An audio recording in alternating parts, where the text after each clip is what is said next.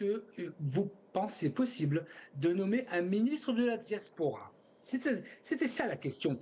Et justement, moi, ça m'a permis, dans d'autres émissions sur le Maralébia, de dire que la réponse de M. Tebboune par rapport à la question posée était je dirais, très étonnante parce que demander à une personne ou alors dire qu'il peut être ministre parce qu'il est apolitique alors que le poste de ministre, c'est un poste politique, me renvoie à une gestion et une gouvernance qui explique aujourd'hui les problèmes que nous avons. Et donc, ça confirme bien qu'il choisit des ministres qui ne sont pas politiques et qui sont administrateurs. Ça, c'est la première des choses et j'invite tout le monde à revoir cette vidéo à Alger où la question était posée. Vous pouvez le faire. Hein.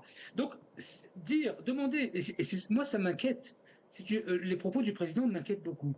À partir du moment où on demande à un politique de ne pas l'être, et donc de ne pas mener une politique, qu'est-ce que ce serait que ce gouvernement? Ce serait des gouvernements comme il y a aujourd'hui, où personne ne connaît pratiquement aucun ministre.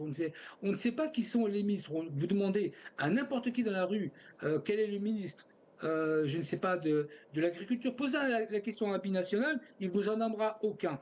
Pourquoi? Parce que le tort de M.